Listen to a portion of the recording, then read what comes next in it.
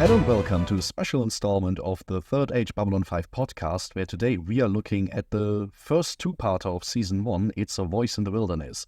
We are three Europeans who are too young to have seen the show when it first aired, but we are here now watching the show for the first, the second, and the upteenth time. But before we go to our main discussion, as usual, we have a little question that we will turn around. As you can see, it's kind of a festive mood here, and as we go to our big, feasts for the holidays, we thought it would be appropriate to ask ourselves, what is our weird food combination a la fish fingers with custard? Who wants to start? Well, I start with the snacks before we go to the main dish, because the weirdest thing, at least from the reactions we got, because it's a creation of my partner, is sweet popcorn with a nacho cheese sauce.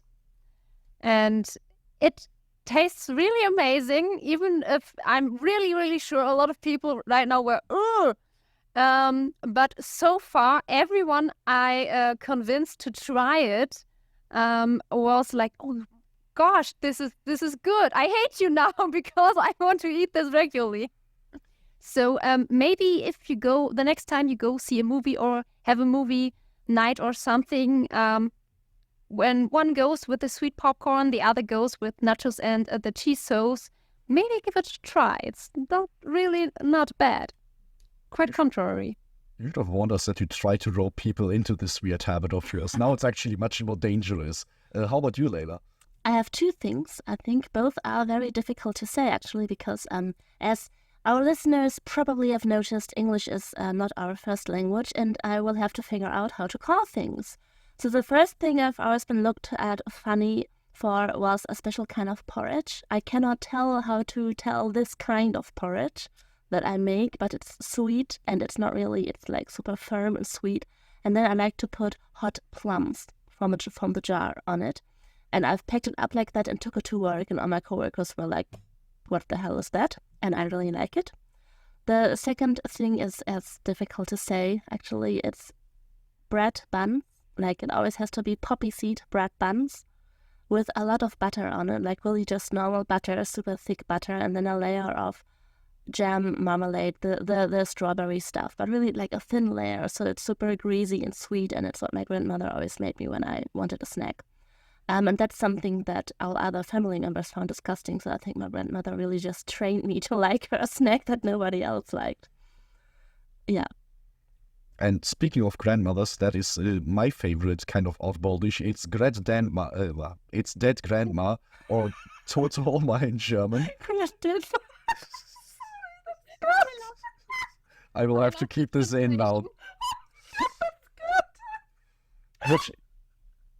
Which is basically just a speciality from Eastern Germany, and it's like all Eastern German food. It's the most stereotypical what you would expect. It's just potatoes, sauerkraut, and black pudding, so a sausage made from pig's blood usually, and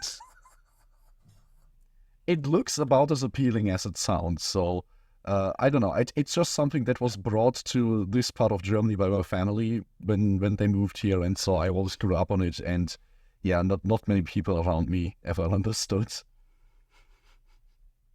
But okay, I think this set us in the right mood for launching into a very motivated discussion here.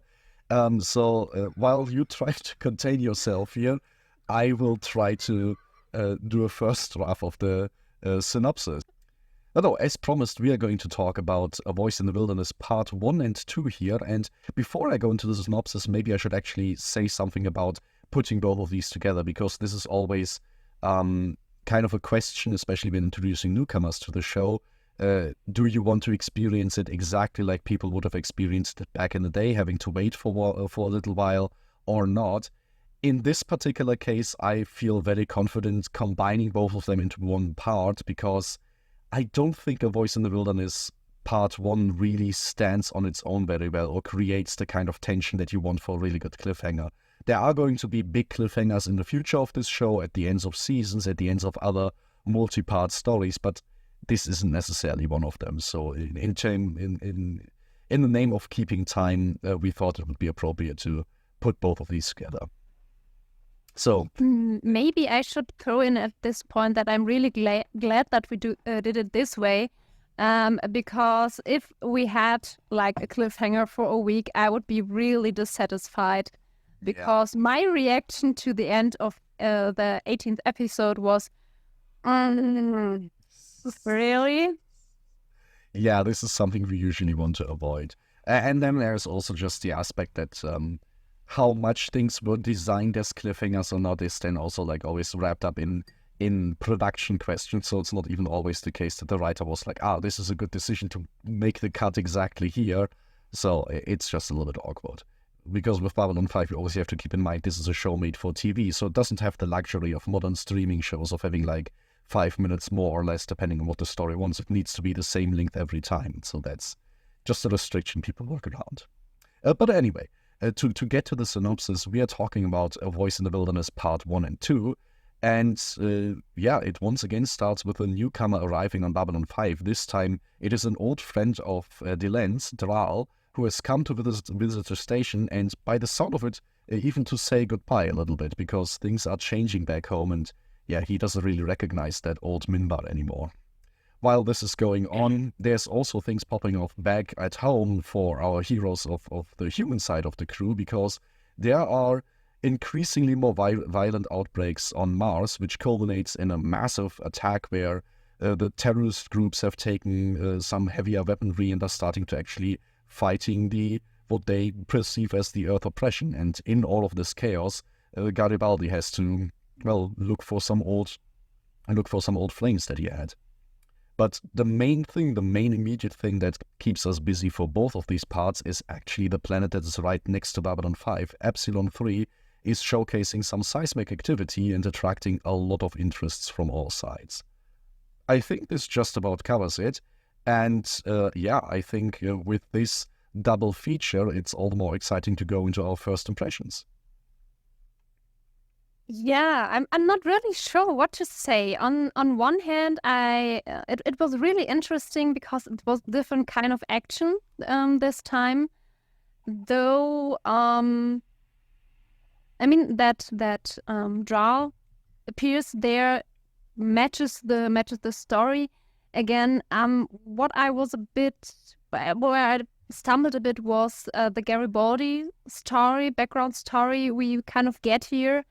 I'm not sure. I can guess that Mars is going to be a bigger part in the future, or could be, though it doesn't really feel like this at this point, and therefore it felt more like a bit unnecessary to have this story with Garibaldi, because it's not necessarily gives his character more depth or anything. It's I don't really know what to do with this kind of information and story we get here.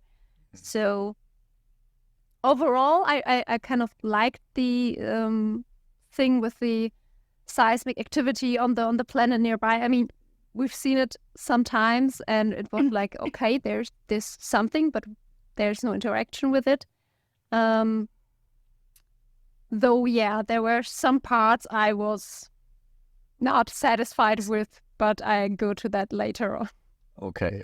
So this is gonna be a bigger topic. I'm excited for that. How about you, Layla? Yes, I also really enjoyed that episode. I think it's one of those episodes where we get to know the potential the show has to actually become more, to have more of a narrative,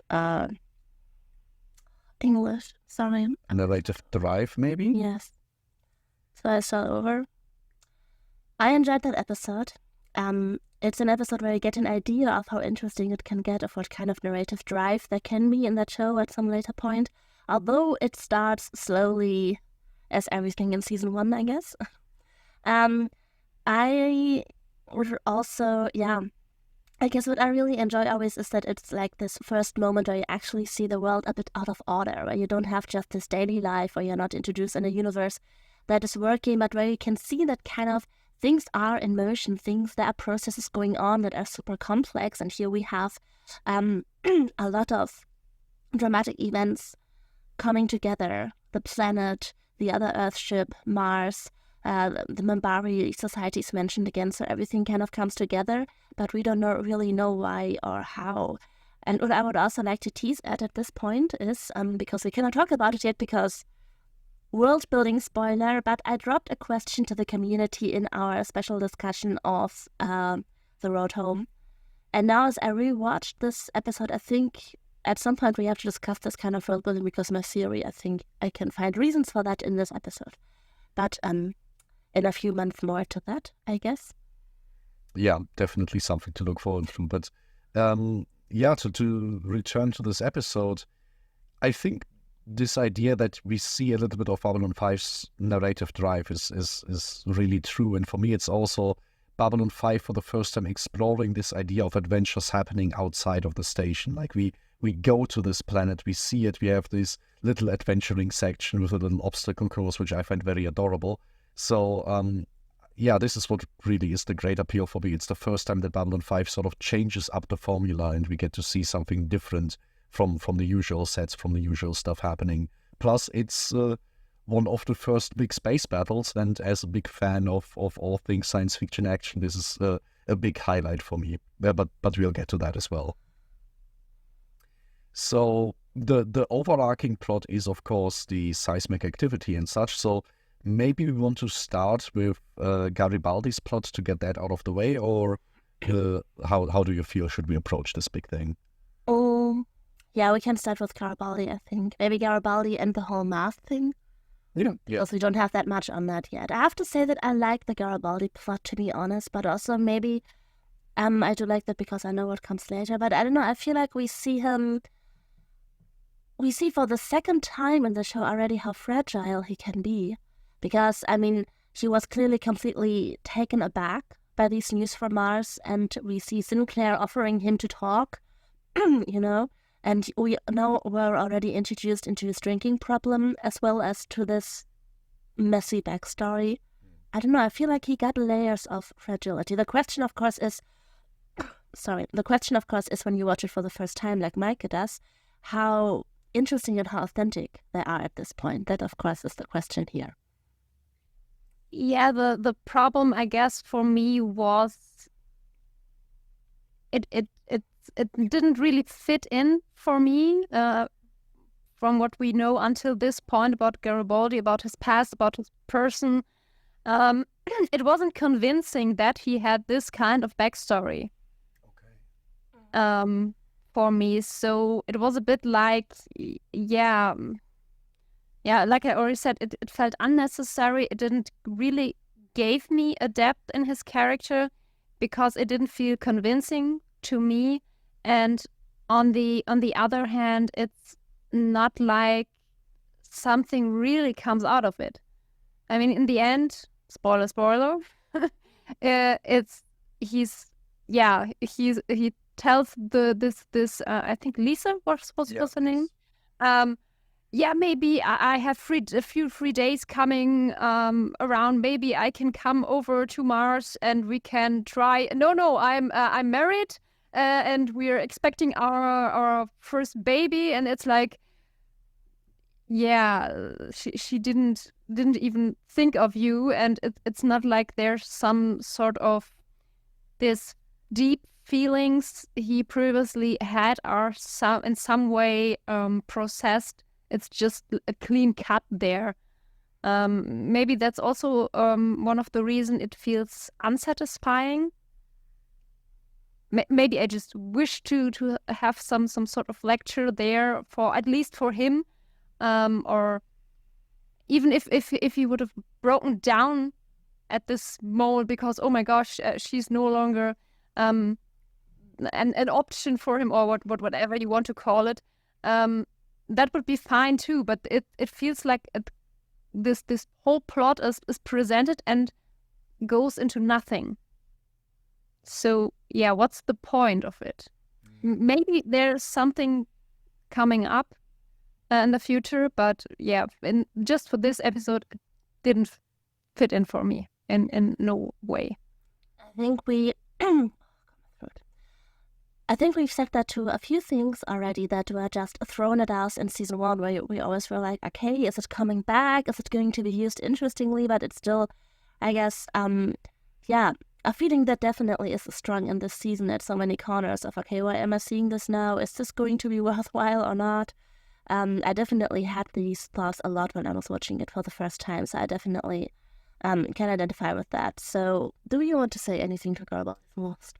A little bit. I wonder how much it might have helped if Garibaldi's backstory bits in this first season were more connected, because we got an entire episode about his past life, being in this corrupt cop environment and building sort of a found family there, and this got sort of resolved, quote unquote, in a separate episode, and now we learn this completely unrelated thing about this. And if maybe these two past live episodes were a little bit more interconnected, maybe this would be a little bit more satisfying to see, okay, this keeps coming up, this is something that is connected. But right now, like you say, Meike, I can totally see how this doesn't really fit in with anything that we've learned about Garibaldi so far. The only way that I explain it to myself at this point in the show is a little bit that maybe it tells us more about how Garibaldi relates to big world events. Like just in last week's episode, we had his stance being like, oh, the Minbari want to display a big war hero of theirs here. This is a massive diplomatic incident. Fine, but personally, I don't really care about that. I just say, this is a very bad idea because it's just going to cause problems. I feel like he is very often very distanced from the government, very distanced from the big world events. He's this everyday man that we have. And I feel like this would have been his stance on Mars as well if he didn't have somebody there that he knows personally, even if this connection is kind of very distant. And for me, it tells me a little bit about Garibaldi's character, that this woman for him was always sort of this option, I guess you can call it, and he never really engaged with that actively until there's a crisis that forces him to. And then suddenly this is this mystery where he sets everything in motion to resolve it and to get to this contact, just because this is something that he now on a personal level relates to. And I don't know, this feels like it's emerging as a quirk of Garibaldi's for me in this watch through, where he's somebody who will get really passionate about stuff, but needs to relate to him on a very personal level. If it's just about, oh, Mars is under attack and people are dying, I feel like he would have a much easier time to be very distanced from that. And, this is just something where, for me, it fits into this character a little bit. What you said before you go ahead and too far of the point I wanted to add something to, because you said if it was mentioned earlier that there was this woman on Mars, I would totally agree. If this appeared earlier, it would feel more connected to everything. This sudden appearance of this information and this person feels like it was something the author just came up with and added it to this episode, because there's also this situation that there was a woman he was so interested, that he was so connected with, that they were talking about marriage, and in the same episode, right in the beginning, we have this scene with him and Talia in the tube.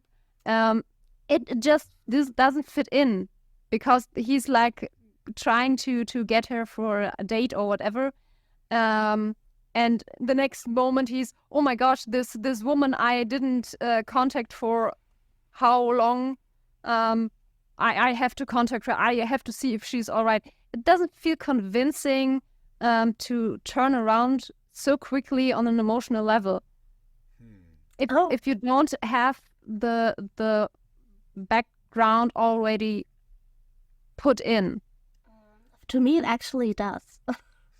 Okay, for me, maybe it's because we've seen it the second time. I don't know. Yeah, I was just thinking about. I mean, what for me at the moment clicked actually was that the two things that I know about his backstory that here come together is his drinking problem, and this exact fact. He has not contacted her in 2 years. He has been pushing that thought away, but as soon as there's the risk that something happened to her, that she's dead, that she's not safe, it comes up with so much passion. He breaks so many rules to get to her, which for me feels like he is the kind of person who pushes things away. Like he pushes things at a distance. He pushes emotions away.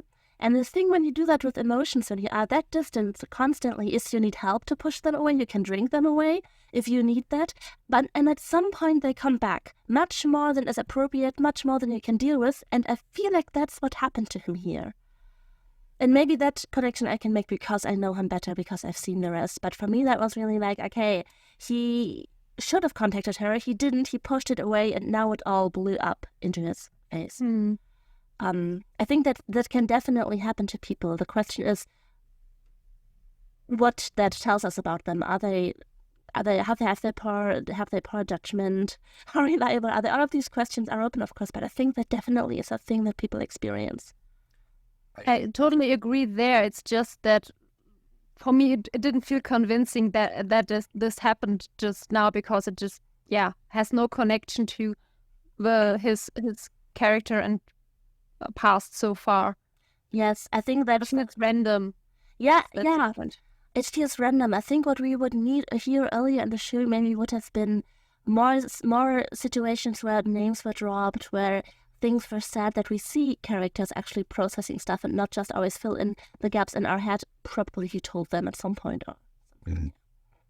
I think for me there's also just this tension where the ending to this little storyline, like you mentioned, Meike, feels extremely unsatisfying. And I'm a little bit conflicted there, because on one hand, I think it's perfectly reasonable that, he does all of these things to suddenly get into contact with her, only to learn that, there's not really this big connection there. And from his side, it wasn't really there before the crisis hit. And why should it be there from her side? Like, she has no reason to be in this.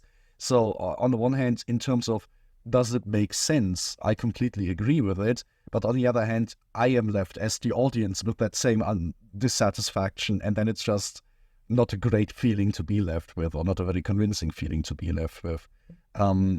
So this is definitely something that might make more sense in a bigger picture at some point. But standing here on its own, it doesn't really do it that well. And of course, it should at this point in the show, of course. If we are over Garibaldi's emotional state in that regard, world building wise, I do think it's very interesting that he knows about the Psychor installation there that he utilizes to get this contact. So, I mean, that's just, he's a detective and he's been doing this for a long time, sure. And I am very interested by the fact that Mars blows up here and now. To me, it feels very much like this is the distant civil war breaking out that you hear about in the news, but that doesn't really affect you very much. Like, I think back to news about things are going on in Myanmar, things are going on in Nigeria. These are these things that you hear about on TV and they can legitimately worry you. Like, people in this show watch this on TV and are worried about it, but it's also very far removed from where you actually live. It's not something that will have immediate repercussions. And like you, Meike, mentioned, this doesn't feel like something that is really going to be an overarching thing for now. Very much like the real news story. This feels for me like something that is very worrying on Babylon 5 right now, and next week it's still going to be happening on Mars, but people won't really be talking about it on Babylon 5 because there's more immediate things to worry about. And just as a portrayal that stuff like this exists in this universe, I really like it. Yes. Maybe to add for the world building stuff, I really like the news part that was before the report about the Mars colony got in, about maintaining presence in space. Therefore, I think it's Babylon 5 they were talking about, that someone from the Indonesian consortium, I'm not sure how is it pronounced, that there was someone asking about why less affluent nations have to pay an equal share for maintaining this presence, but don't get the equal share of the benefits from it. Where I was like, oh, That's interesting to hear. I mean, what kind of bullshit is this to say, hey, yeah, you have less money than the rest, but you have to pay the same as everyone, but you don't get the same out of it. Try this in the European Union and you have everything on fire. But I really like this because it gives us this insight. The Earth Alliance with this in mind really feels like at some point everyone decided, we are going to be all equal on this planet now. So this means we're even, right? Everybody's on the same page. And like half the globe just looked at it and was like, oh, great. So we just get to pay and don't get any of the benefits. That's just fantastic. Yes. It sucks in general. If it's a general thing, if not just Babylon 5, it's with education and everything. You just can't go to the point where, you are all treated equal. No, the background isn't equal, so therefore you can't treat the people equal. And I think this is kind of where maybe Babylon 5 even takes a swipe at this idea of, it's an optimistic future, so everybody is just unified. And this feels very much like something that was a big, bold gesture that was made where everybody is now one and Earth is united, and it doesn't take into account all the real problems that come with that.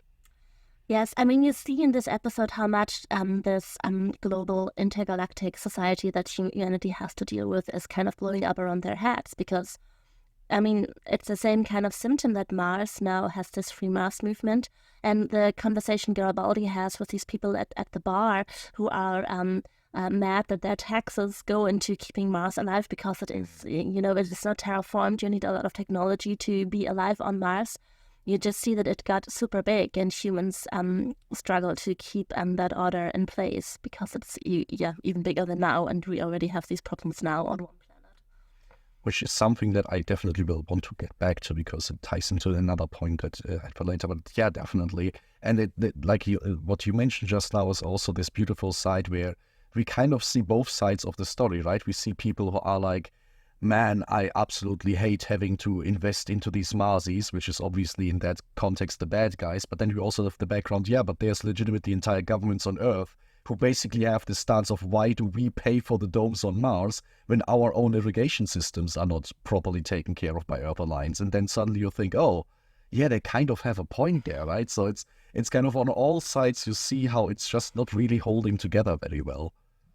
And I guess that's what happens if you have like a world government but no magic technologies to fix all poverty immediately.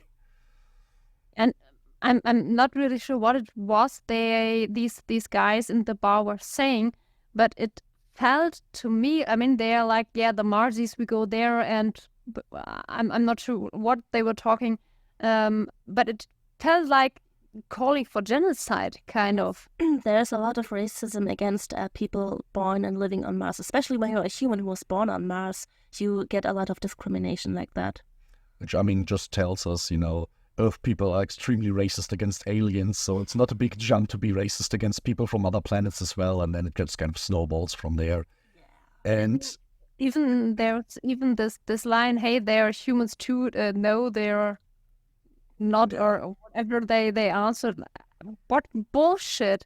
A life is a life, and you have no right to wipe it out just because you feel like it, or you don't like their face or whatever. Yeah, it's I think also like this justification, or basically Babylon 5 telling us this justification that you might have of, but this is different because the alien races are biologically different. Like this is not what that kind of mindset is about. It's always going to be dehumanizing, even if it's literal humans that you're talking about. So on this note, I guess it fits in with all of the sort of Earth politics that we've seen so far and the sort of simmering tensions that exist down there. Yes, maybe Earth politics. I mean, this also plays into the other plot with the planet, but maybe we can talk about it at this point, because there's one specific thing that I was wondering about, and that was when the other ship with the other general showed up, and they were in this power problem with Sinclair. And they tried to make contact to Earth's dome, but were jammed as well. And Mars also couldn't get through. Mm-hmm. And contact to Mars was also jammed. Why? You mean like in universe, what's happening there. I mean, basically the idea is you can't send direct messages between stars, right? That would take forever because of light speed. So what they have is a network of relay stations throughout hyperspace. But these relay stations have a limited capacity of how much information you can send through there. And there's like, we sometimes hear about it's purple channel, it's gold channel, it's like these priority channels that are there. And essentially, once these relay stations are jammed in some capacity, the network just kind of starts breaking down. And I think this is what's happening here, where because stuff is going down on Mars, in and around the entire solar system, stuff is just getting worse. So are they jamming Babylon 5 on purpose so that the important messages can get through because of the crisis, or? Is it just overload? Yeah. I would assume it's mainly just overload. Yeah, because I was just thinking what that means, that you cannot get through to Earth Dome in such a crisis, and we were always wondering what the hell is happening to Earth politics. I was wondering that. Yeah. Okay. It has an in-world explanation that works for now. That's fine. Okay, I thought it was a bit different, that the communication around Mars was jammed, like on purpose. So the rebels, the civil war, or whatever you want to call this, can't communicate with each other properly. And yeah, the problem is if you jam it on purpose, there's also a general problem with connection. Yeah. That was what I thought was happening. But I mean, that's basically in line with this idea that it's one big communications network that we're talking about. So if there's one node that is getting jammed up, then yeah, it just creates problems beyond that case as well. But hey, maybe that's a good question we can give out to our lurkers. What is it that you think? Is it the jamming on purpose? Is it just an overload of the communication system? That's not a bad question. We'll have to keep that in mind.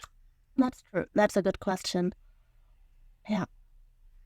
Okay, so That no, I wasn't said okay at the same time. Just think that's it about Mars and Garibaldi and this part of non-directly connected world building we have there. Yeah, we will definitely return to Earth politics in this next storyline as well in due time, but maybe let's start at the beginning and talk a little bit about Dral. Dral, as he arrives on the station, as our little bit of insight into Minbari culture, because we've been learning a lot about Minbari very recently, and now we have somebody who has a lot of insight into this and basically straight up tells Selene, yeah, things aren't so good back home. It's not looking so great, and I'm just kind of ready to move on from all this. Just as another character of the week, how did you like him? How did he strike you? How does this kind of add to your perception of the Minbari? I have to say I found it a bit difficult to put him to analyze him, let's say it that way, because on one hand, he, with the first question he asks out of nowhere, Delenn, was about, what was the third principle of life? Yes. Or something like that. And it's technically the group, the benefit for all is more important than your own wishes and stuff like that.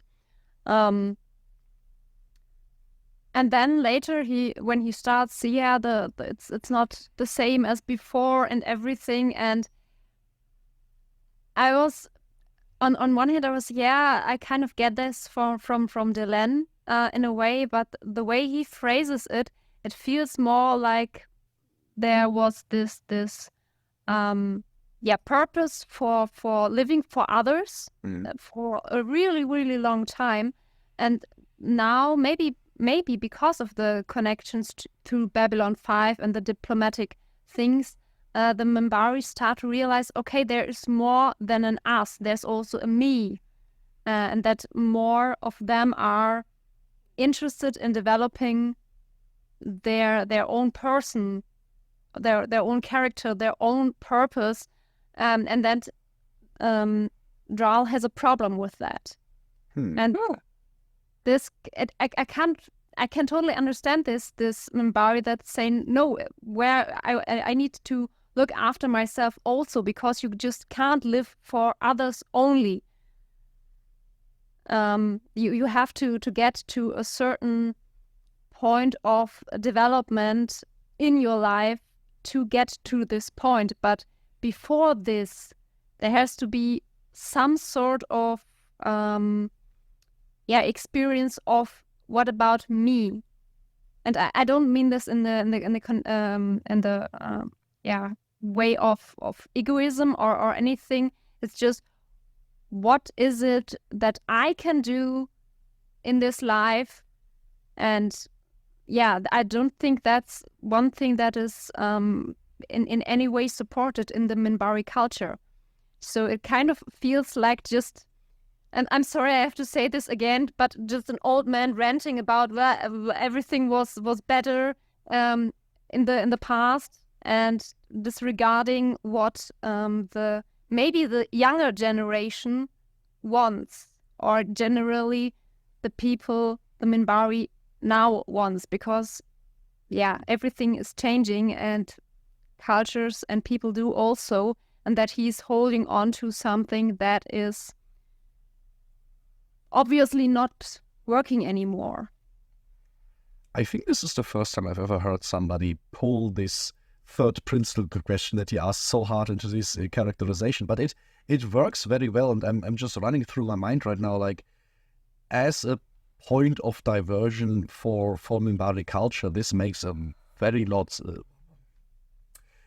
lot of sense, where the Minbari had this like ultimate moment of unified purpose. Their war against the humans was this like ultimate thing. There is a great cause and everybody needs to sacrifice themselves for that and such. And we don't really know how the capitulation eventually played out, but we've very much learned by now that this purpose was then lost, because the warriors were told to capitulate without getting an explanation why, and now they don't really have that purpose anymore. And the religious caste kind of fractured around that as well, and nobody is quite sure. So this idea that, this entire principle of you must be willing to lay down your life for the greater purpose is great and all, as long as you know that the greater purpose is 100% justified and good. That, doesn't really exist in the real world, doesn't exist when you actually interact with other species and such. So the idea that Babylon 5 is sort of this catalyst could be very interesting. What I was going to say about the interactions, and it kind of plays into this, is that every time Delenn is visited by an old friend, be that the poet a few episodes back or him now, I am surprised how emotional and how involved Minbari are actually in their interactions with one another. It's like, by human standards, almost like a very intimate way that they interact with each other, which is very handsy, very like open and just very almost theatrical in Dral's performance here, which is very much going against this image of kind of space elves that they have. Like, if I imagine how they present themselves with the great like order and everything is about triangles and everything is very ceremonial and such, I wouldn't expect them to be this jovial behind doors. So that's just something that I find interesting. And, if this is something that is happening in Minbari society now, that they're trying to embrace this more private side of themselves as something where you can actually develop your own identity and such, I could see how these both sides of them don't really gel very much and somebody get completely disenfranchised with that. But maybe this is something that just feels like this to us because there is a lot of physical contact that's just been sexualized. And I mean, definitely. Not necessarily in a way of between a woman and a man and a woman, but also between men. Like, I mean, how the most of people, what if two men hacked longer or anything, or hold hands or anything, most people would say, yeah, these two are together and everything. I think it's just maybe something I think that's kind of thing, but it feels like this physical contact between, especially with men, as an example, is something that is in the Asian countries more prominent, that it's not overly sexualized and everything. And yeah, that's maybe because everything is directed in this way that feels so different with a Minbari here. Though it's a nice thing. I don't want to put this down.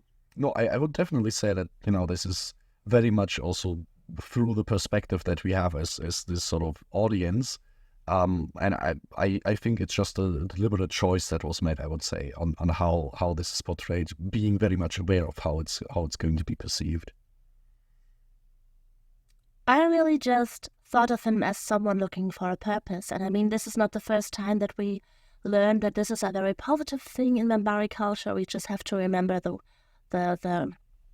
person looking for the Grail, what's his name, Aldous, who also was very much respected by Minbari in general. So I think that here we have maybe an old person who is not on board with a lot of changes in Minbari society since the war, but notices that and looks for a new purpose and doesn't become this old grandpa shouting at young people for what they're doing, but is like realizes he has to enter a new stage in his life and therefore feels the calling to come to the station, which is something we can also discuss when we discuss the planet, probably, because there are other questions for you too. Okay. But that's definitely how I saw him, just realizing I need a new journey because the old one is over. He's definitely an old man who knows how to remove himself from the situation better than most. Yeah. So I wouldn't say that what I said and what you saw there is exclusive. No, I think that it would both work rather well together, because I mean, if your purpose in life that is taken away from you or anything like that, the obvious smartest choice is to look for a new purpose, and that is what he's doing. First of all, I would like to know the other principles of sentient life. I don't know if we ever get to know them, but if the third one is it's not necessarily that you have to sacrifice yourself, but that you have the ability to see the worth in a self-sacrifice for a purpose. That is an interesting point. Also, when we think of the conversation Delenn had with Londo and Sinclair right in the beginning of the episode, and then later with Sinclair, which is something I'm right now trying to recall. But yes, basically, if we all become so cynical as Londo, then and the hope for a better world in the future is gone, then life becomes purpose and evolution is completely for nothing. Which is interesting that we see her state that. And then she is reminded of this principle by her old mentor. I think that plays together very well in the light of the events of this episode. And I think it is, something I would expect to say from a member in the religious caste, but also it is something I couldn't swallow. I would always be cynically drinking with Londo, I think. So, that's why I stumbled across that, because, I find it sometimes problematic to in everything and always see the purpose and to always say that we have to keep the hope up to have a better world for the future. I think very often we also just have to grant people their cynicism and sarcasm and their dark emotions when it's appropriate or when something happens. That's just because it's also a conversation I've had with a friend recently. So maybe that's why I stumbled across that so much. I mean, our negative emotions are there for a purpose, and the purpose is to show us there is a problem. And you can just solve the problem if you accept the negative feelings and work them through to see maybe a solution or a different way. Therefore, I can totally understand this all positive and everything is there for a purpose. I totally can understand why there are others who would like to strangle those people with their fortune cookie messages.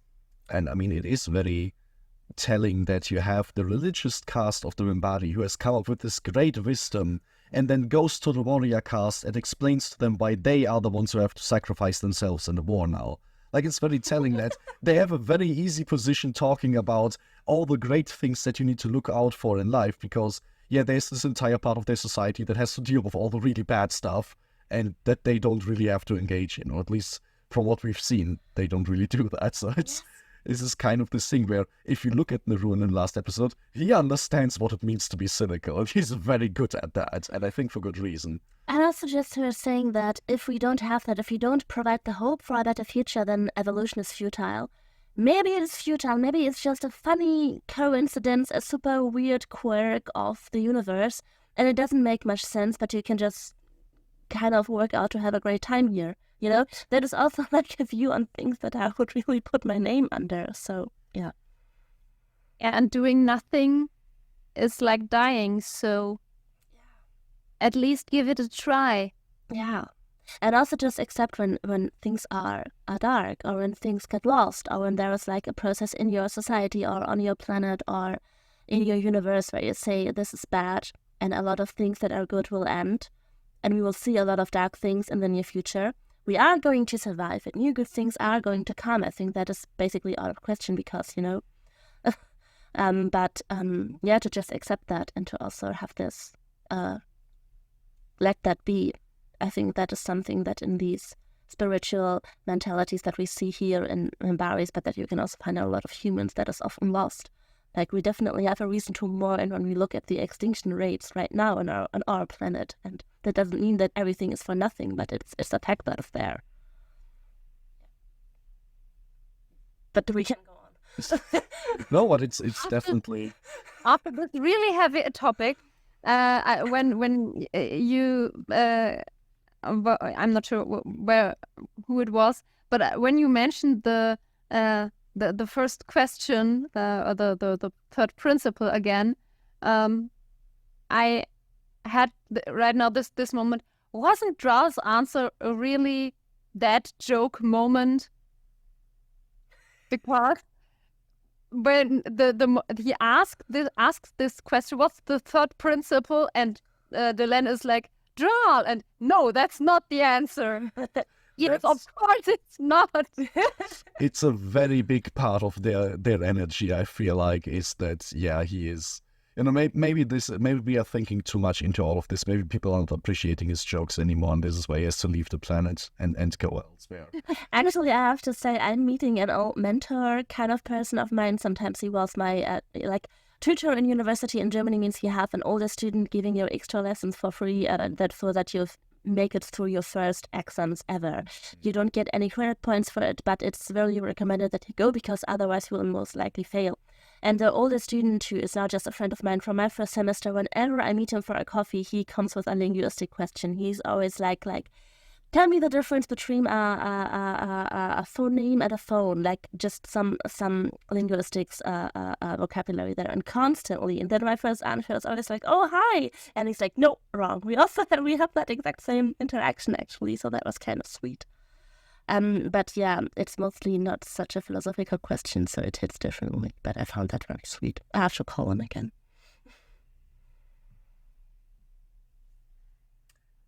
That was to lighten up the mood. Let's get to the next thing. I mean, if we are working on lightening up the mood, I feel like a good candidate for this is Dr.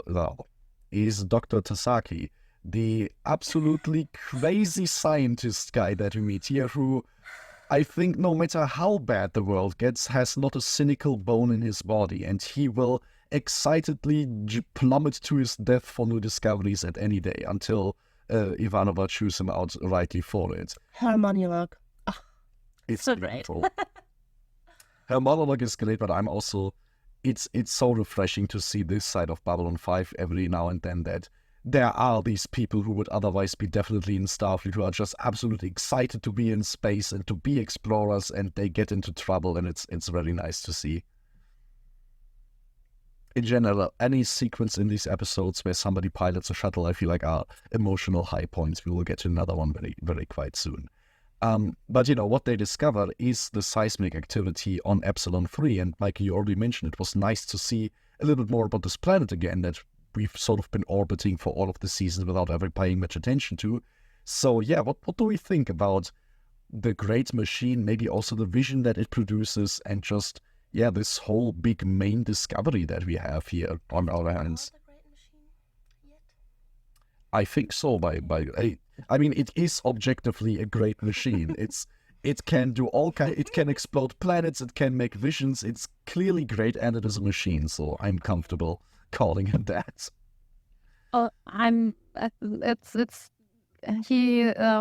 We never get to know his name. The guy who is the heart of this machine. Yeah. I don't think we get to know his name. He's the old keeper, I would say, the old heart of the machine, like you put it. But I mean, he's learning the human language just by being there, while these other guys appearing later have to scan and download the language to communicate, and not necessarily do this in a good way. So yeah, it's really impressive to see this, which means it kind of feels like an machine to learn things, to storage knowledge, maybe. Well, this would make the most sense of all this, and well, because knowledge is the greatest weapon, treasure, whatever you want to call it, that exists. Therefore, it would fit. Though on the other hand, it's like this. Oh, there we have a new some strange machine here, and no one knows what it does. Kind of reminds me. I don't know if anyone would watch the not E.T. Was it Titan? Oh, gee, I can't remember the name. It was an animation movie. Kind of felt a bit like a treasure hunting thing, where Earth was destroyed and there was a group of people trying to find some sort of research thing that would create a new planet for humanity. And there's this creature with obviously really smart, but a bit idioty on the other hand, because he's like, I was asleep. I invented this in my sleep. I don't know what it does. It has there is a button on it. I want to push it, but I don't know what happens then. It kind of feels like this. A little bit. It's, in general, a very good question. We talk about there is a big, giant machine on this planet. What does it do? Well, it translates languages very well. It can blow up the planets, and that's kind of it that we learn about here. It's pretty good at communicating stuff. It can send big signals, and Raal talks about it in vague terms as, he can learn more knowledge than ever before. But I think what you said, Meike, is pretty much the most likely outcome, that it's some kind of big archiving thing, right? It's just collecting knowledge, and probably dangerous knowledge when it's protected that well. I just remembered what the movie was called. It's called Titan AI, IE. Not sure what the English version is, but try to search it. It's a really good film with really good music. At least I think so. Well, we have this ominous thing, and it's kind of a cliche again. I don't know how it felt in the 90s, but now it certainly is a cliche, because you have this weird structure where you don't really know what it is, where you're told to keep your hands off. That's interesting, because I was looking at it actually feeling quite refreshed of, finally it's not the typical trope, but I think I know what you're getting at. For me, the Great Machine is so great because it's kind of this middle point that I've been looking for. We've seen Earth technology and alien technology as it is in Babylon 5, normal space travel and stuff, fine. And we've seen and mainly just heard about, okay, there's this much bigger power. There's the Vorlons that are like mystical, basically. We've seen the wondrous beings that Narn talk about, that Jakar talked about when Catherine was going by them, these like godlike ascended massive entities. And now we have kind of this middle thing where there is a machine that encompasses an entire planet and it can do great things. It's almost so mythical, but at the same time, the people building it and operating it are just normal people. Like the guy that is the keeper of the heart is just kind of a dude, and the people of his species just kind of have a spaceship. It might be a very advanced spaceship, but certainly not so advanced that it will wipe the floor with anything that Babylon 5 has to offer. And so for me, it's kind of this, okay, I start seeing now where this comes from, where things transition from being normal into mythical. And this is the part that for me goes a little bit against tropes, because usually if I look at science fiction, it's a case of there's this extremely ancient precursor technology and there's modern technology, and magically there's nothing in between. So that this is a little bit different, for me at least, felt fresh to some degree. Maybe the magical part just feels like, or mythical part feels like that there has to be a person operating this thing.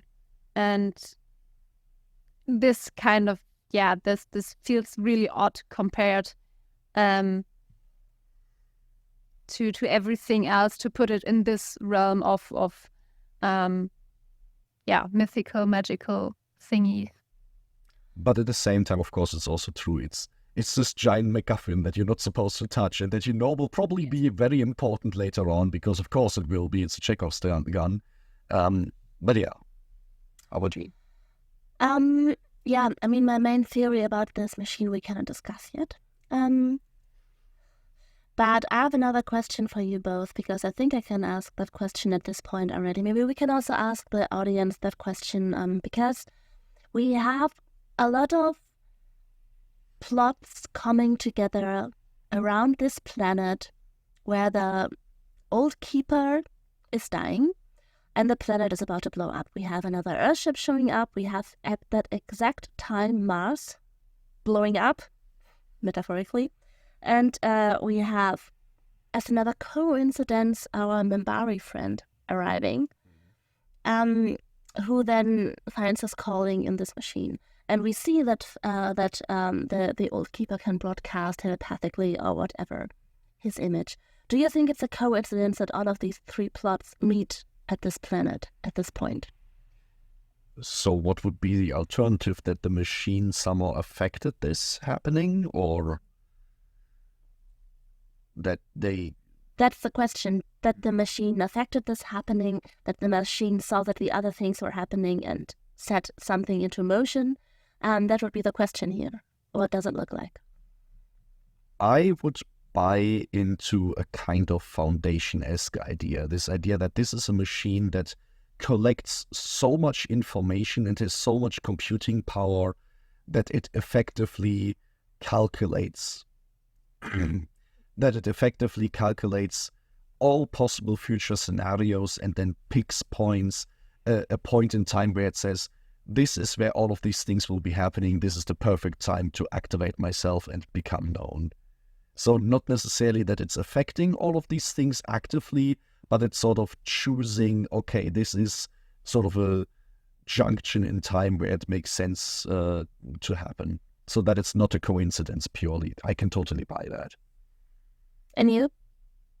Yeah, I would, also, how to put it? I certainly wouldn't think that it is caused by the machine. I would go more in the direction that you already put out there, Alex.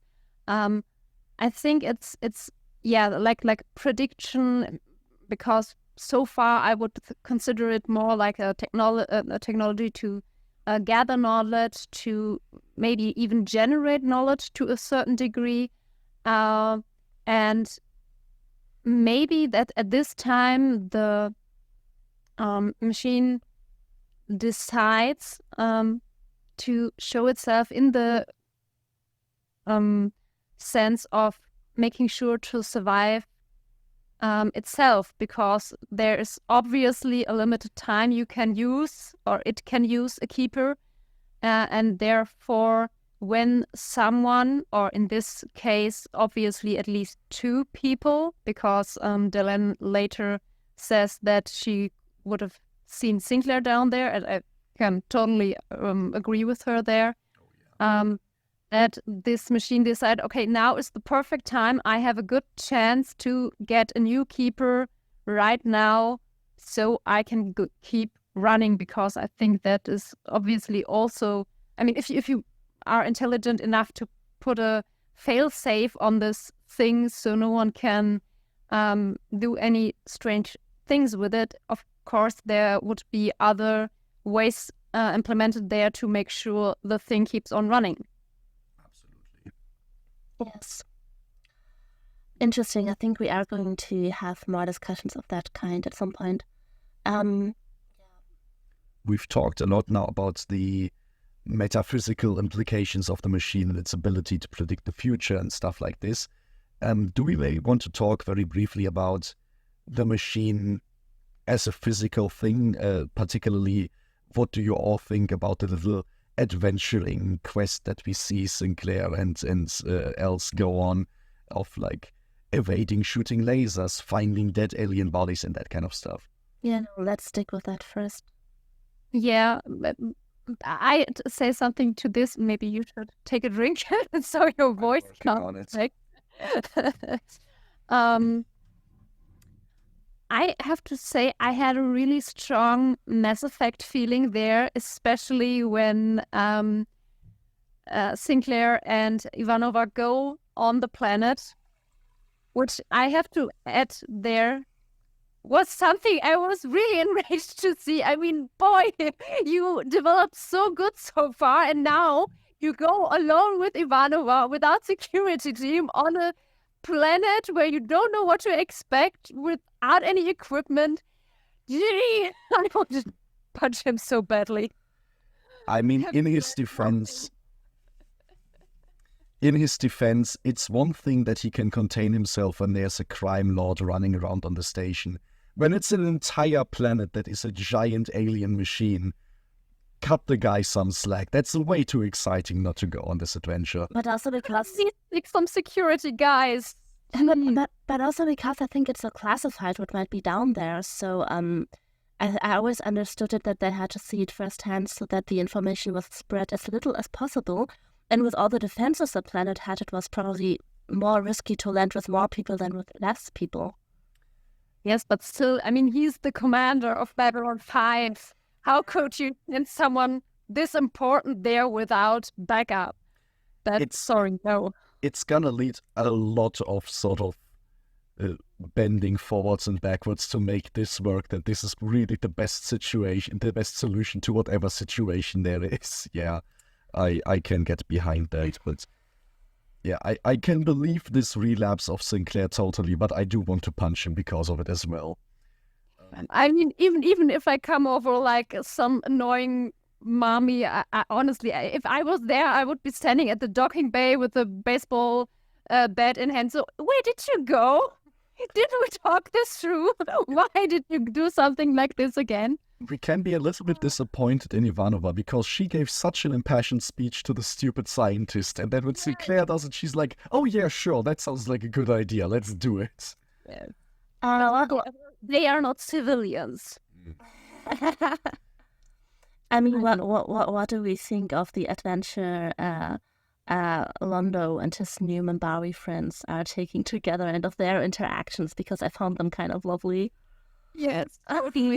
I think the way they got there, I mean, well, Lando was like, what kind of thing was he searching for? Let me,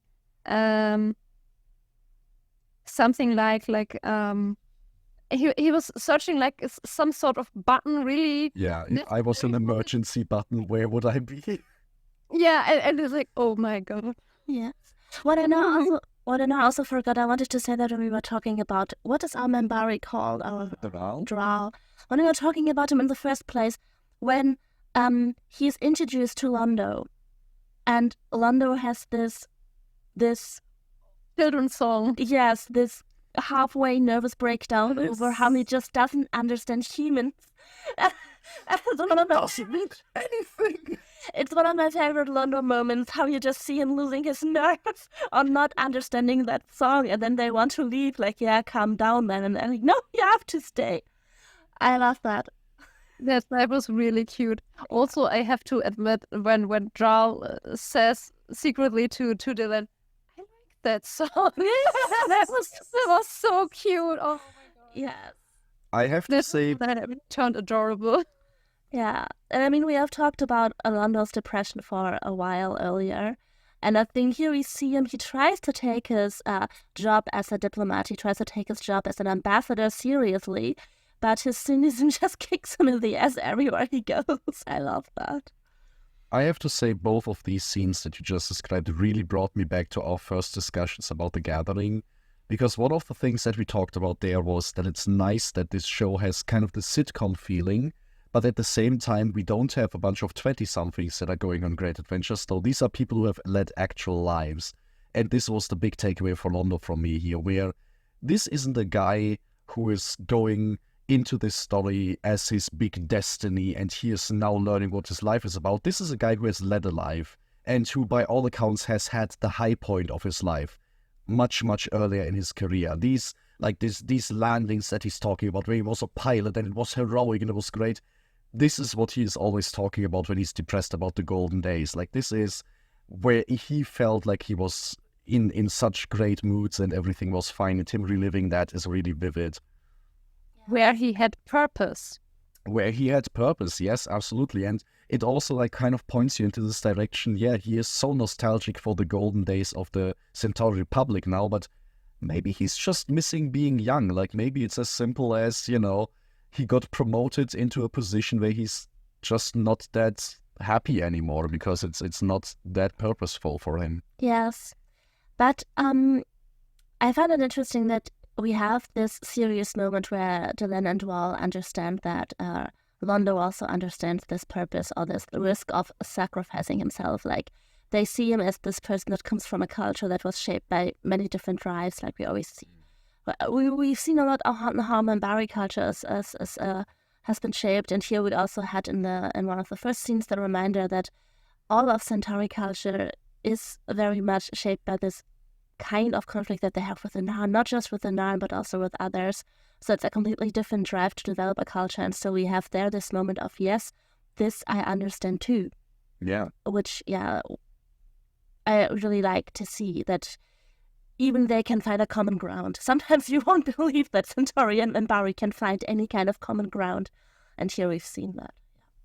Oh, it also was kind of approaching already when they were talking about these trade routes, where they came to a rather quick and civilized agreement, which felt so much different if you would imagine there being Jakar and Lando, which would try to stab each other in the back the moment they can.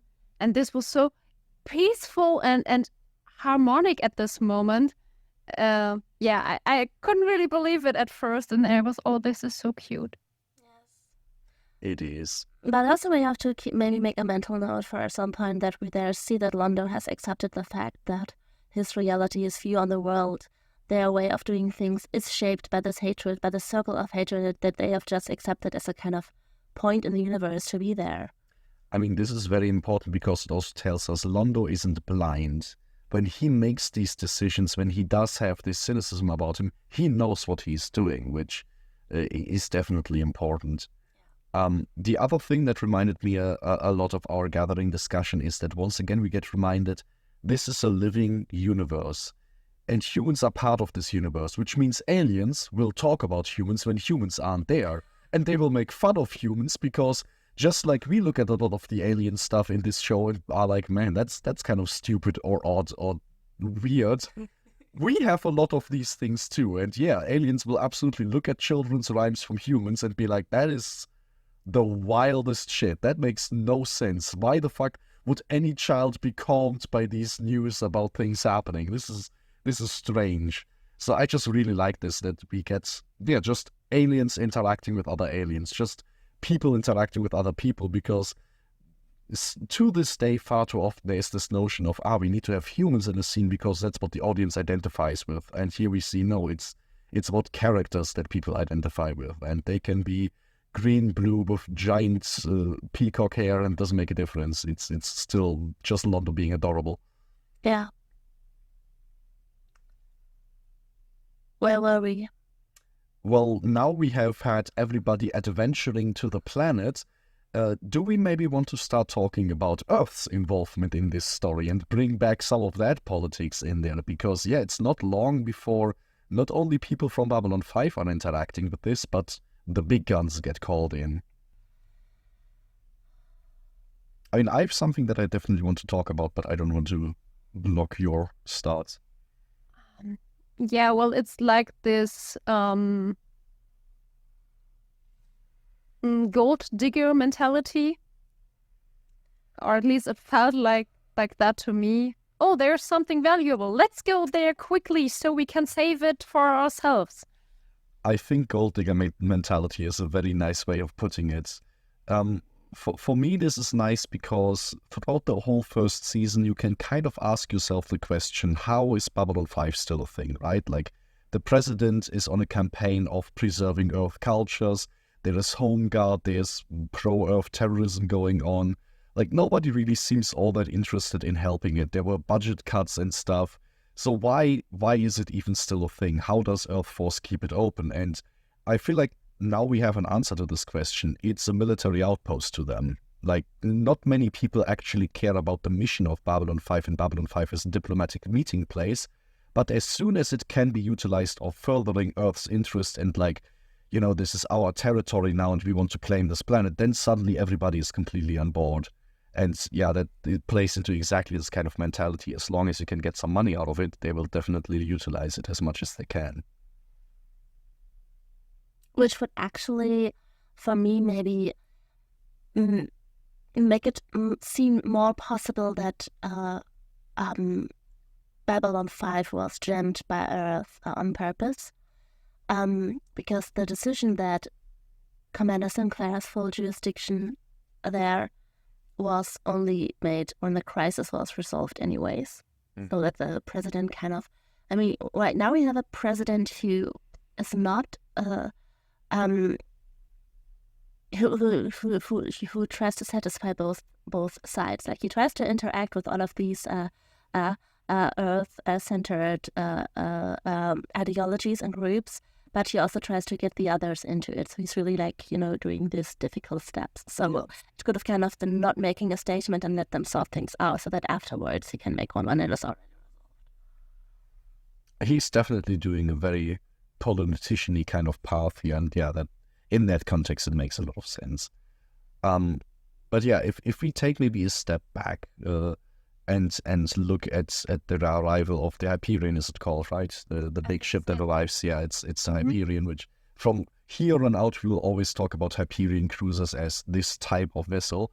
And I think it's a very striking portrayal of Earthforce, because I think this is the first time we really see a big Earthforce vessel here, right? We have seen Warlon ships, we've seen some alien vessels around the station. This, I think, is by far the biggest thing that we've seen flying around. It's bigger than any of the civilian vessels and such. And you were talking earlier in the discussion about Mars about how Earth Alliance feels very much like it's too big for its own good, like it's not really holding together. And I think this ship kind of epitomizes this. Like, how does Earth become a major power in this universe? It's the newcomer, it's not technologically advanced, it just has a lot of everything. And this ship really looks like it. It's not very advanced, it's a giant brick with a bunch of scaffolding on it, but it's massive.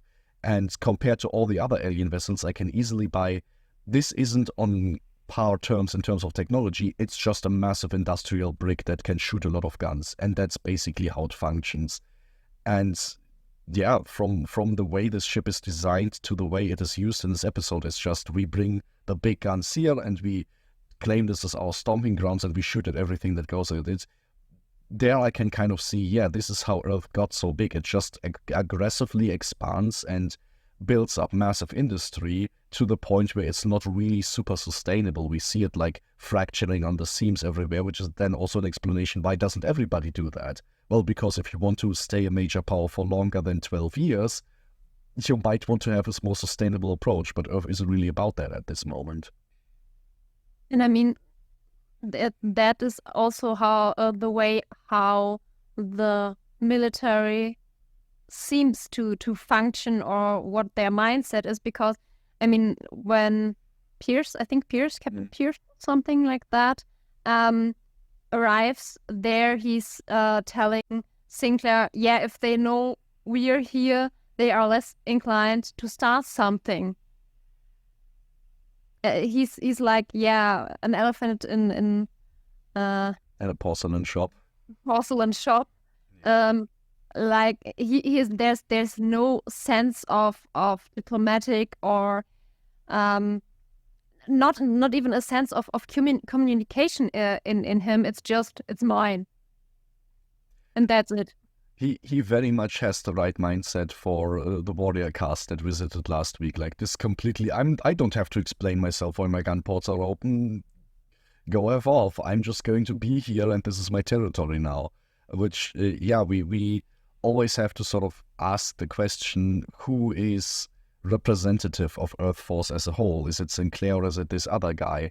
Is it, Sinclair or the Union Buster that we saw? And yeah, we are kind of getting more and more this picture that the crew of Babylon 5 are all kind of oddballs in this military, which in and of itself is a much more aggressive stance. But also because they're the only ones who had this experience. They're the only ones who have seen Alzamir and Garibaldi drive on the motorcycle through the station. Yeah. They have been shaped by working and living with these other species, and that is an experience that not many in Earthforce or on Earth have ever had the opportunity to make. And here we see that in action.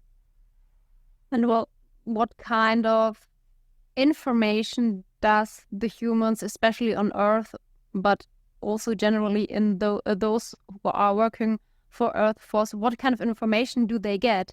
If the information they usually get that the aliens want to take this away and that away and that away, and well, reflecting or looking critical at the information you get is not necessarily a common ability, then yeah, what would you expect what these people turn out to be?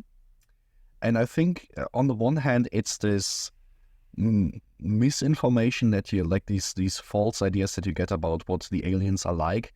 But I think for me, a very big part is also underestimating the power that Babylon 5 as a place actually has. Because let's be honest here, in reality, of course, the Nan regime would claim this planet as their own. Of course, the Centauri would claim this planet as their own.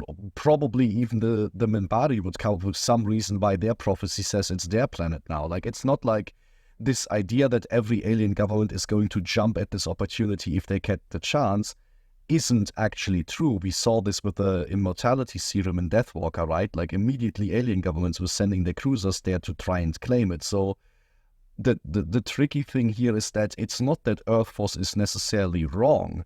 It's just that Earthforce, at least Captain Pierce that we hear here, has no faith that there's any other solution to this than responding in kind with military force. And I think this is what they are blind to, that Sinclair and such haven't just seen, oh, the aliens are much better than we think they are. It's even beyond that they see, oh yeah, Londo is going to backstab you immediately, but you can still work with him on a different level.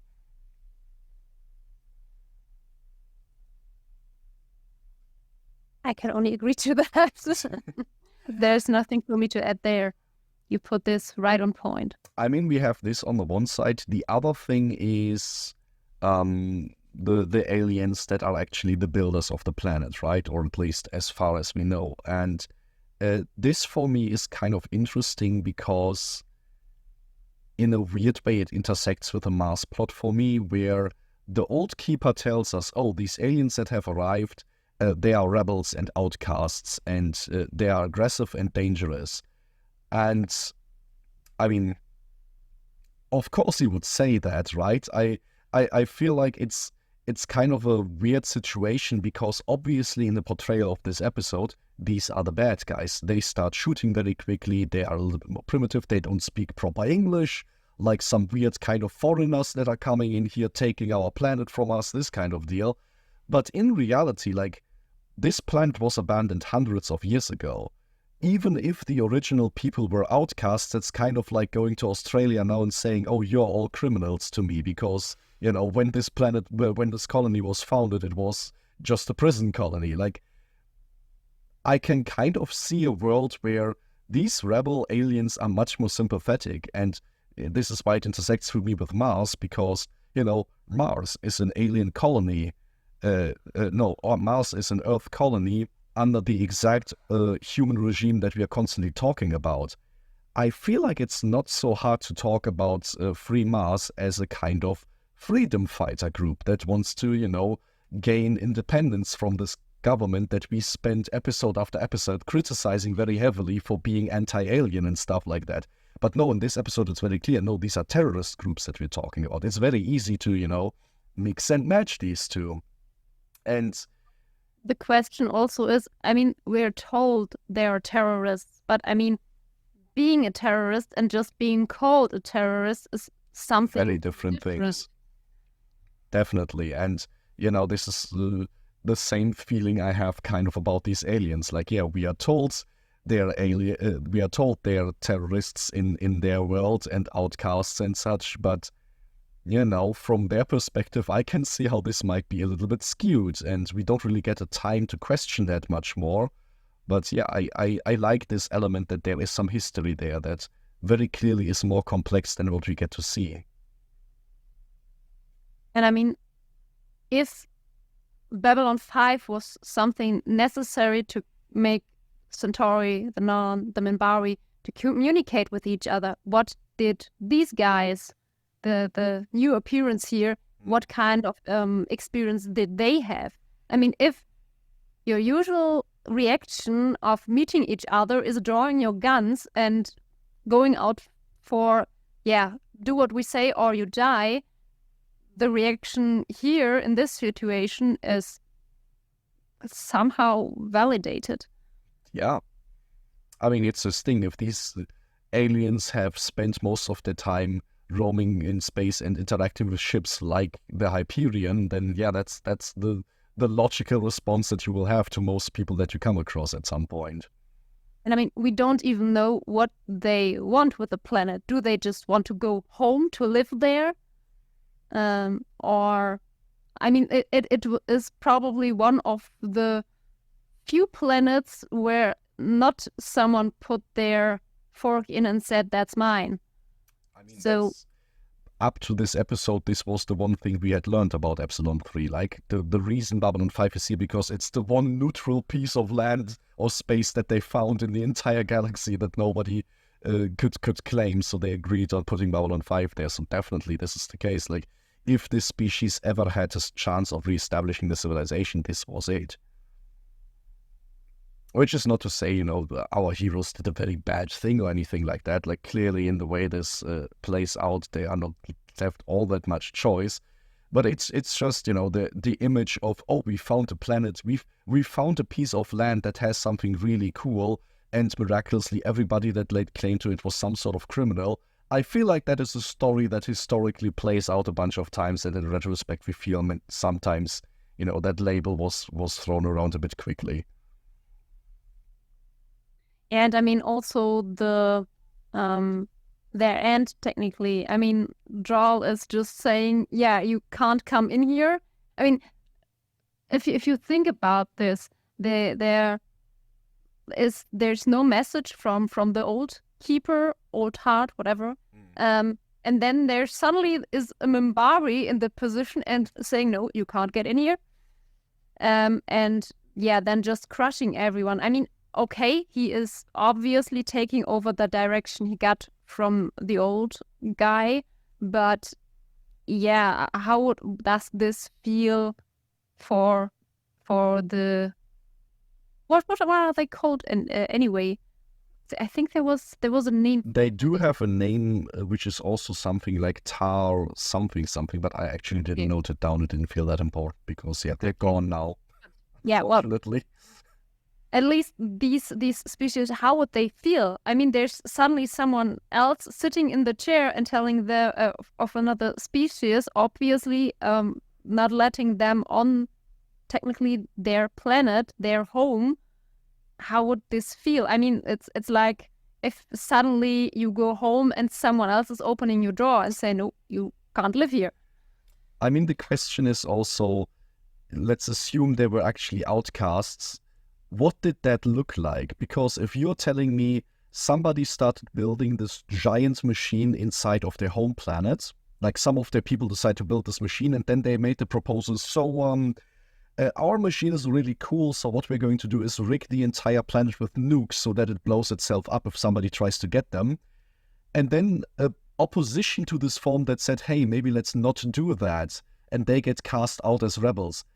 I can kind of see what they are coming from. Like, yeah, the machine is really cool, but it's not hard to imagine a scenario where the builders of this machine weren't necessarily the good guys for the civilization and just kind of decided, oh yeah, we are all going to sacrifice ourselves to the machine now.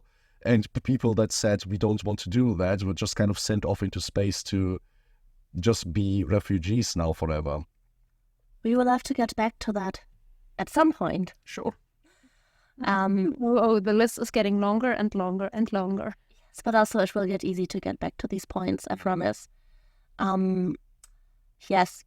What I constantly thought when the Hyperion showed up and when these other natives of that planet showed up was that I felt like here we have this mixing of, we find something mythologically magical down on that planet, but all of the other real politics stuff is also still happening. And here was a situation where you had these three parties. Basically, you had Sinclair from Babylon 5, you had the Hyperion, you had these people who wanted to go back onto that planet. And realistically, it was not possible in that short time frame that you had to prevent disaster to have a satisfying solution. That was really just like real politics and just solutions that you kind of build step by step to avoid real disaster that leave you sleepless sometimes at night. I think that's what we've seen here. Very much so. And once again, building this bridge between the mythical side of the universe and the much more practical side, which is really cool to see. Okay, but this all has to go. Where do we start again? I mean, the question is, what is left in terms of big things? We can definitely talk about the resolution to it all, because thankfully the Hyperion doesn't get to claim everything for Earth. Instead, we have this sort of arrangement where the Babylon 5 Advisory Council sort of takes custody over the responsibility with the machine, while Dral, in more practical terms, just makes sure that nobody can touch it. Which is, in my opinion, very interesting, because we've talked about how much the Babylon 5 Council is struggling to establish itself as a legitimate institution, and now they have a much more clearly defined task now, and a much more clearly defined territory that they are responsible for now.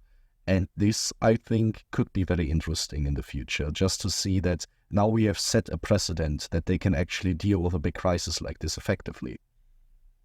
And of course, through the job addition they get now here, it's more like a legitimation of their existence, of their tasks and everything. So kind of also feels like it got more power, more authority.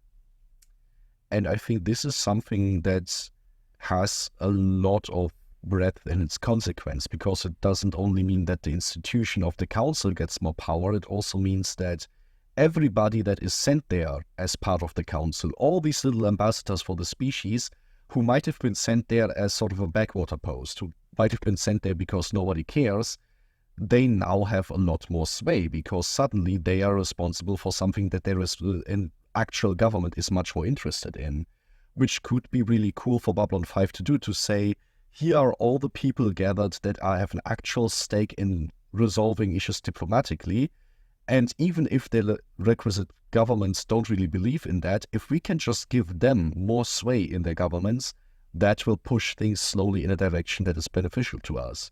So this might be a very important first step here. And maybe a rather practical thing, but since this machine probably is really powerful resource to have, it would be smart for each government to put a bit more money in Babylon 5 to make sure the institution stays in working state. Yeah. Because if this breaks apart, there will be war about this planet, this machine, this resource.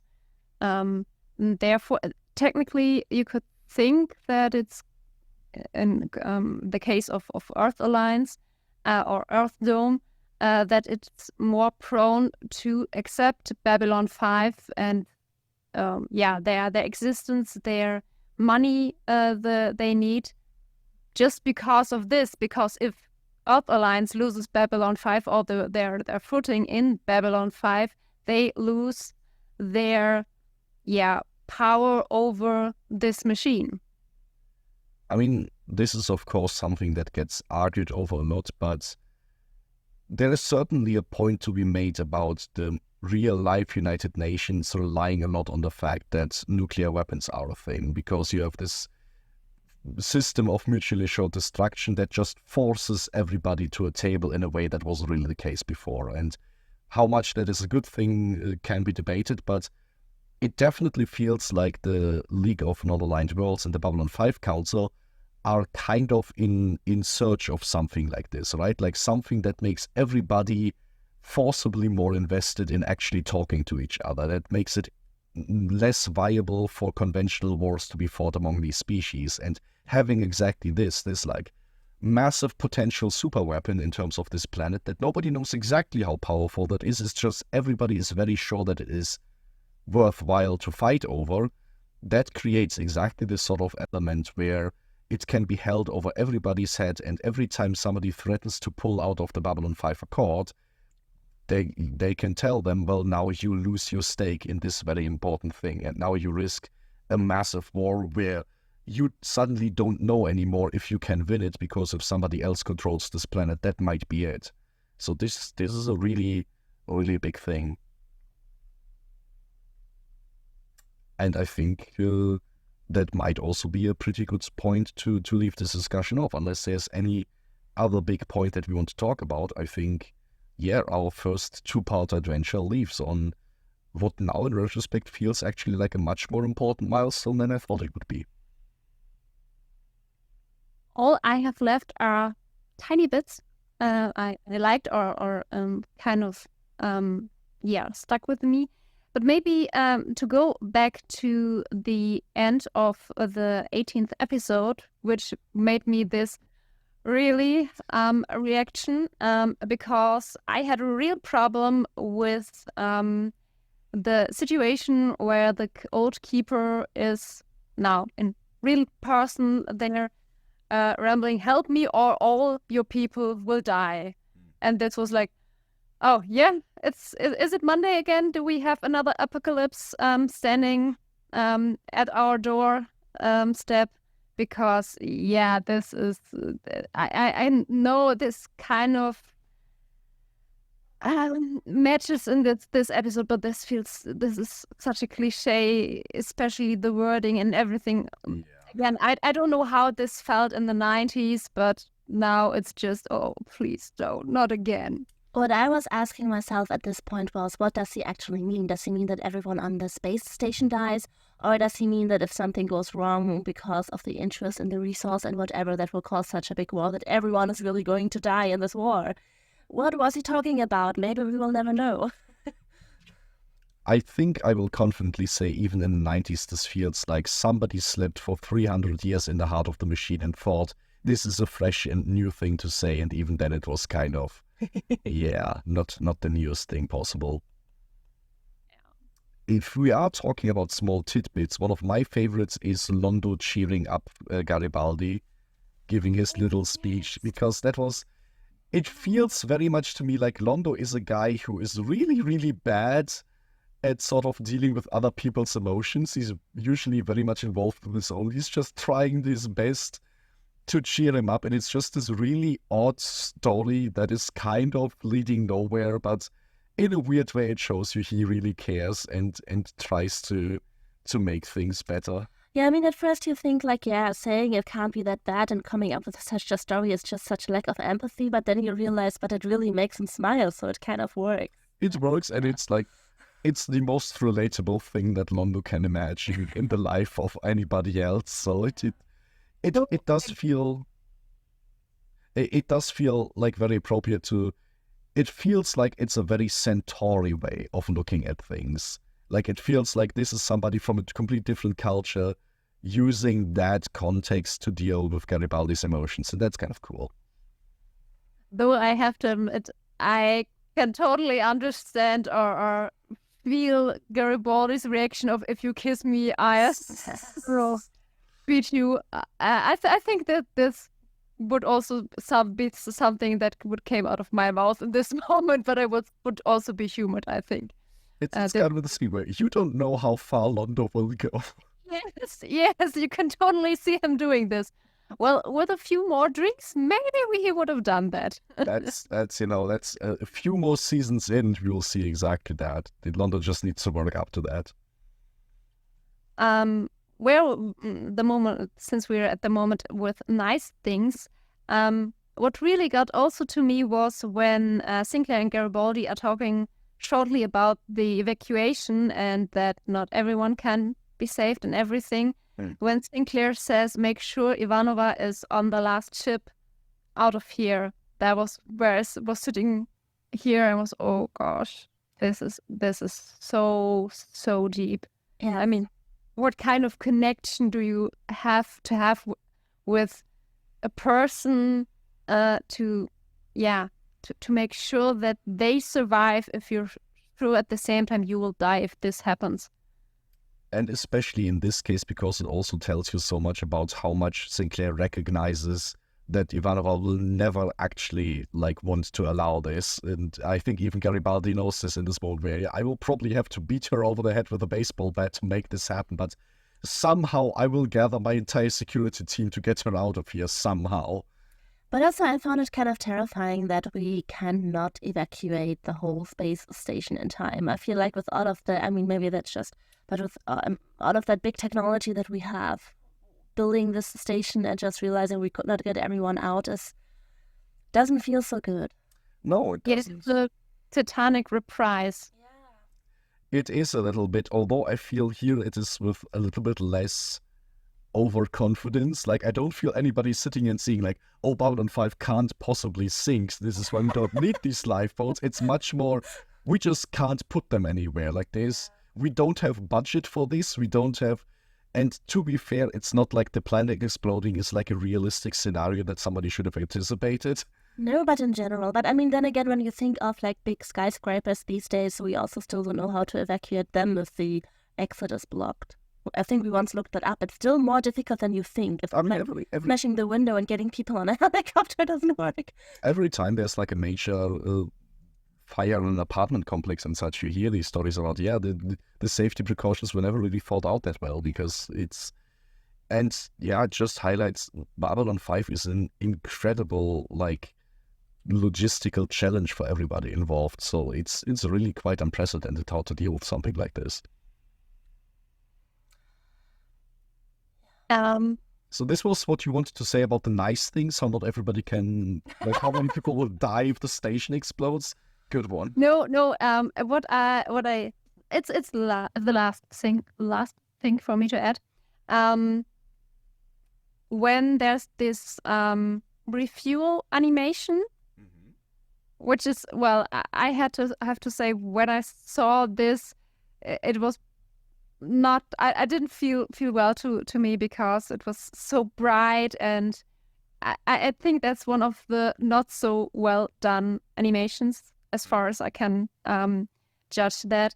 But I found it rather interesting because they were talking about a hose being connected to a ship, meaning there has to be some sort of, being it a liquefied or a gas form of fuel for the ships. So no arc reactor there. No, it's much more primitive than that, right? Yeah, it was interesting kind of to see, though I'm rather interested now to get an answer to the question, what exactly are they using for transportation? It's an interesting thing, and this is one of the things I believe Babylon 5 isn't the best at portraying, but just how much maneuvering, how much flying around do ships actually do between the jump gates, the station, and where they're actually going, right? Like how much maneuvering is involved there. But it definitely fits in with this idea that, yeah, these are very physical things. And if you're talking about animations a bit, one thing that I absolutely love about space battles in this setting is that you don't get giant bubble energy shields or things like that. It's all very physical. It's like shots being fired, being intercepted and stuff, which makes for great TV, of course, because, oh, there's shiny things happening. That's cool. But it also gives you this idea that it's a physical place that needs to be repaired, and every shot that lands is, it's not like a setting where you can hit by a salvo or phasers and then just kind of shrug it off and reroute some energy and fix it. No, people will have to get into spacesuits and go out there and fix it. And we've seen how much the dock workers have to do on a normal day. So just imagine this times 100 when it comes to damage control.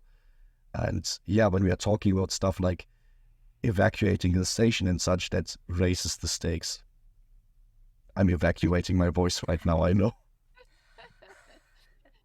What was the term that was always used in Star Trek if something wasn't working?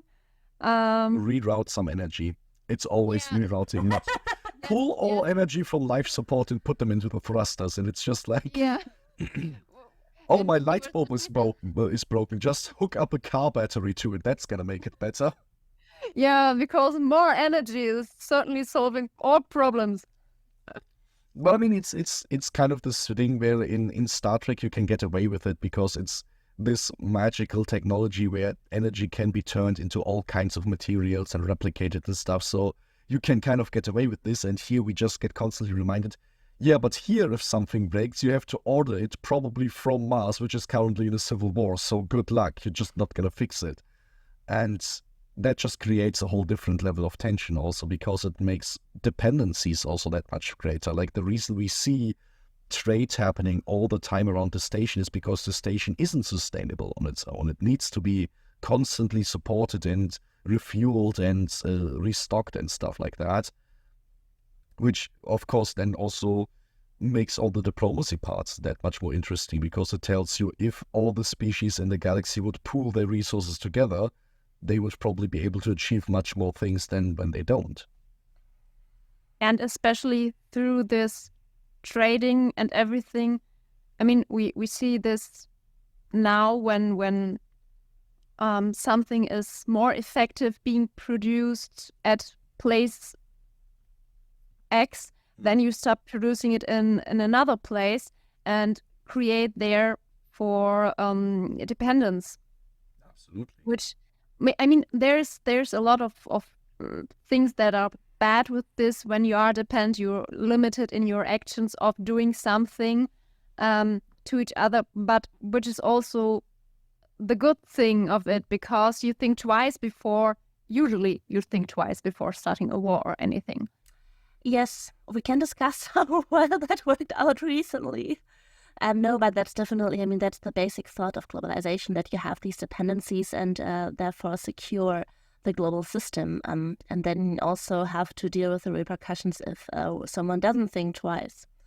I mean, in the positive side of this is also, Babylon 5 wants to promote more economic interaction between the different species. And one of the big arguments for this is because then if the Narn once again try to occupy Ragesh 3, suddenly you have the option to impose sanctions, to impose blockades and stuff. So you suddenly have a lot more levers that you can use. How effective these then are, I mean, even in real life, we debate this to no end, but it certainly adds another layer of also like pressure that you can apply.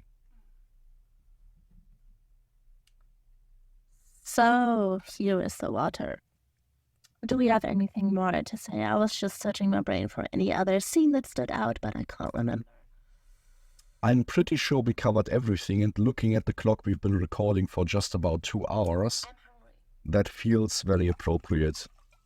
Yeah, I mean, I'm already through with my little spy sheets, so Should I think while you recover your No, I'm fine.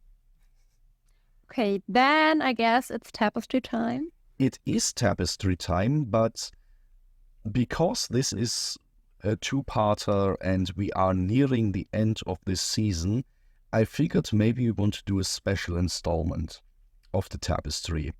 And instead of thinking about all the ways that this episode bundles the big plot points and how much of this might become coming back, because I'm pretty sure we can all agree the Grid Machine is going to come back, right? Like, why the hell wouldn't Elsley be there? I'm just going to take No, next week the whole planet is gone. It just now? it just disappeared. No, but we have how many episodes left? Not many. Let me actually check. While you check that, I would like to add that the German title of this one was the Attack of the Aliens Part 1 and 2, which is the Angriff der Außerirdischen. Angriff der Außerirdischen, the Attack of the Aliens, which is like such a good title for a show full of aliens.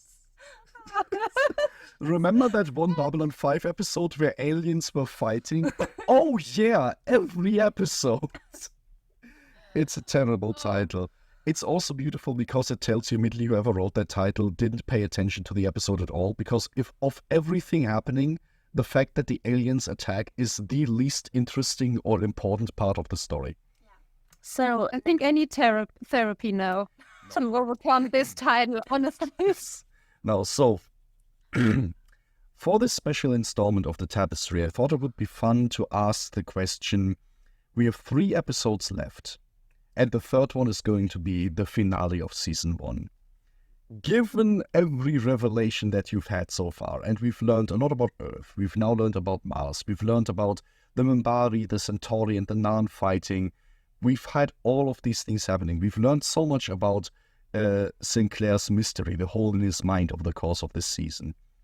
Do you have any inkling or any idea what one or maybe all of these 3 remaining episodes might be about?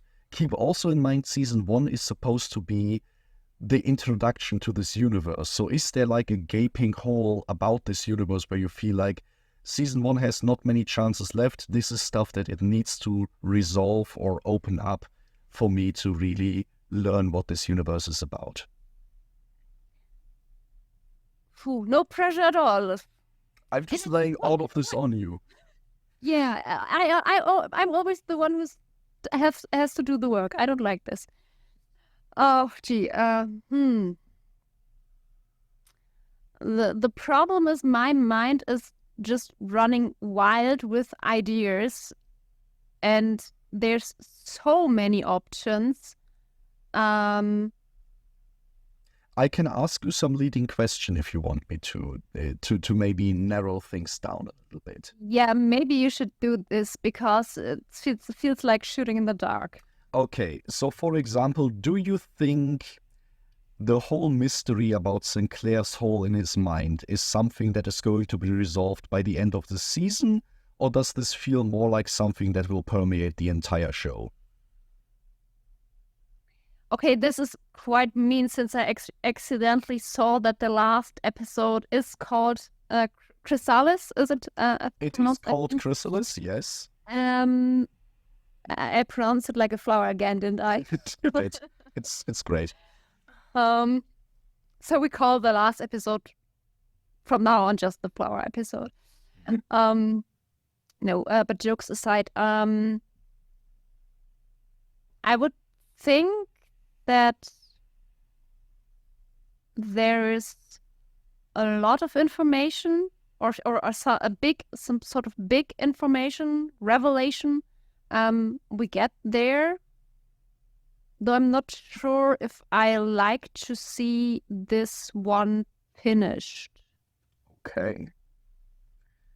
So at the end Yeah, of the season, problem is, since it's just 3 episodes left, and there's really, on one hand, there's not that much of information what happened. On the other hand, it's just one event. So I think if you get more information, you will just, if you start pulling this thread, you will have to get everything. I mean, that doesn't also mean that it would have to resolve all of this, right? Even if we learn everything So about... certainly it won't resolve. Maybe it doesn't resolve anything, just gives more questions. But yeah, I think I could imagine that at least some sort. Either it's the what they were talking about the Minbari with Sinclair or doing with him gets revealed, or that their motivation of putting him in the station, something like that. Okay, I like this as an answer a lot. I will ask you a second question. I promise this is the last one. Do you think this two-parter, the reveal about the machine, maybe Mars getting into conflict, maybe the Hyperion showing up, do you think this might be set up for the end of season 1, that this is where Chekhov's gun will get fired, or is this something for later on in your mind? I think to some degree this is the beginning of something bigger. The serious stuff is really happening now because because there's at this point a lot of things that have been triggered for a long time now resulted in something, and this kind of feels like the beginning of a storm. Okay. Though I can't really say to what degree, but it certainly has to be bigger than what was up until now. Otherwise, it would be a bit sad for a season finale. Okay. I think these are 2 very, very good answers. We will definitely talk about them while we are going to get dinner in a little bit. For now, outro time, and I think it's my responsibility to do the outro again. In this case, like we just said, it's only 3 episodes left, and the next episode that we are going to talk about is going to be Babylon Squared. We are looking very much forward to this. Until then, you can find us, of course, here on YouTube, but also on basically all platforms for podcasts of your choice. We have linked our RSS feed in the description, and you can find us always under at the Third Age Podcast, basically on all the platforms. Of course, our community question is important. We agreed on 2, right? Yes. The first, should I say them? Yes. The first one is, do you think that Earth jammed Babylon 5 on purpose? Did they follow a kind of agenda, or was it really just an accident with all of the chaos about Mars and everything that was going on, so that the channels were just overloaded?